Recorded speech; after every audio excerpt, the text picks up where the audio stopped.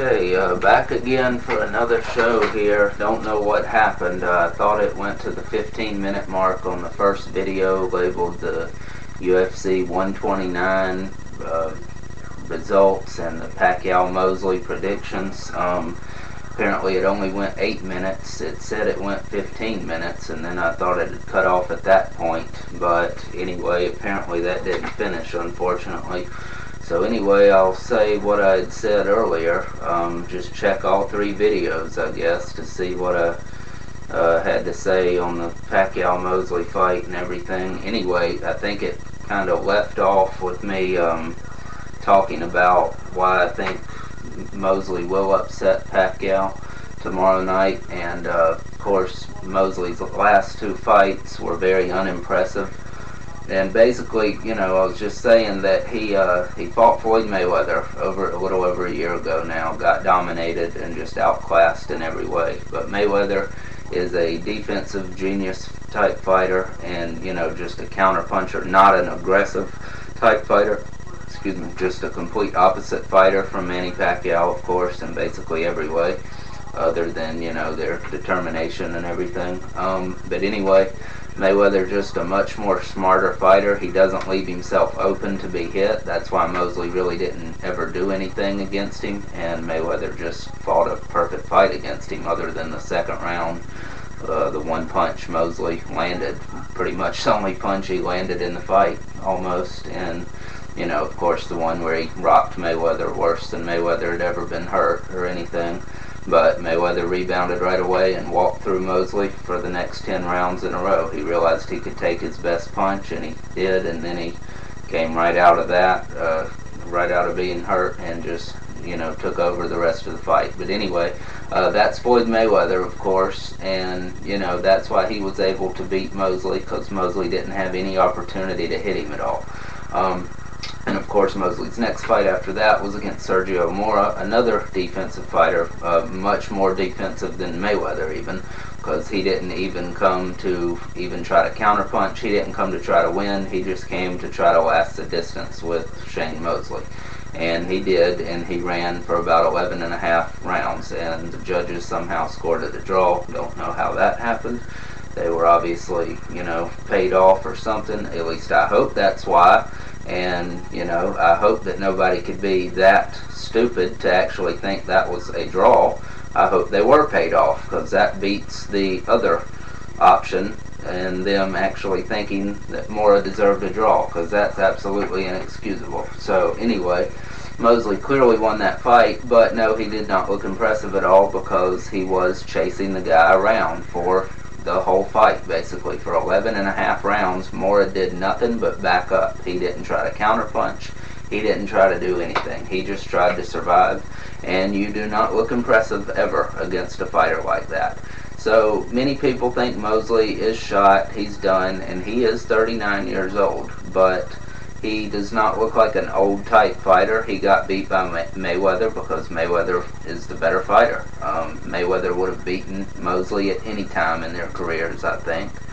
And Sergio Mora, just Mosley could have gotten him out of there like 5 years ago or something, because he could have, you know, put his punches together a little better or something, just from being faster than he is now. Of course, he's not as fast as he was, but you know, who knows. And it's just very, very hard to look impressive against guys like that, and Mayweather just a better fighter, so that's why he beat him. But anyway, Pacquiao just a completely opposite fighter in every way from those 2 guys. He comes forward, throws a lot of punches, doesn't worry about defense much. Basically, his defense is pretty much his offense. And of course, that's very good defense, because his offense is absolutely amazing, because he throws, you know, 5 to 7 punch combinations when he lets his hands go. So far that's done great for him, and it's very exciting, of course, to watch. But he's never fought a guy like Mosley. He's never fought a fighter as good as Mosley, even at this stage in Mosley's career. I think Mosley is the best fighter Pacquiao has ever fought.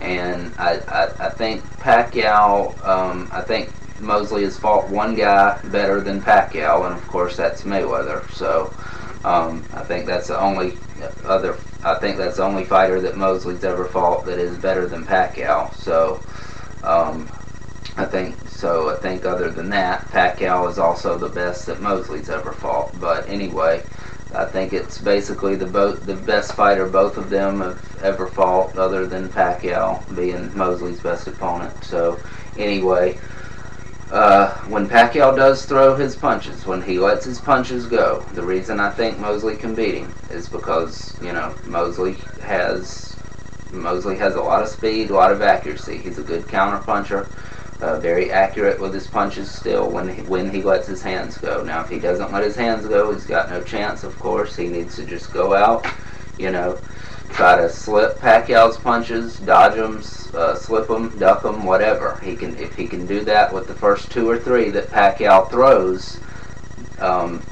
as Pacquiao's on course to throw about 5 to 7 punches like he does pretty much through the whole fight, he can make Pacquiao miss, and of course he can time him in between those, and he can throw back 2, 3, 4, 5 punches of his own in there, and he can land some on Pacquiao, and I think that's how he will be able to beat Manny Pacquiao and come up with a huge upset. Just when Pacquiao, you know, starts throwing his 5 to 7 punch combinations, now if he's landing them, of course, Mosley will not be able to, you know, time him or get his punches off, and it will be a bad night for Mosley, obviously, if that happens. But if he can, you know, get away from the first couple, then Pacquiao will be wide open for Mosley to counter back, and he can get him with 2, 3, 4 punches, how many ever he throws, or, you know, whatever, and he can hurt Pacquiao. And he needs to go to the body right from the beginning, just mix the shots up, body and head, like he did to Margarito. Pacquiao does kind of give a tell every time he gets hit with a good punch. He backs up and he, you know, raises his hands and does a little dance, kind of.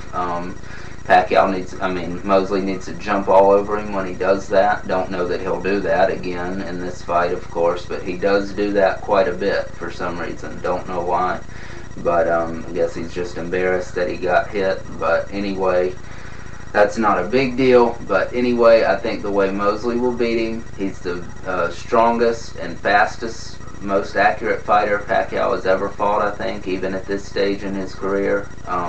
Unless Mosley just gets old overnight, I think he will come up with the upset tomorrow.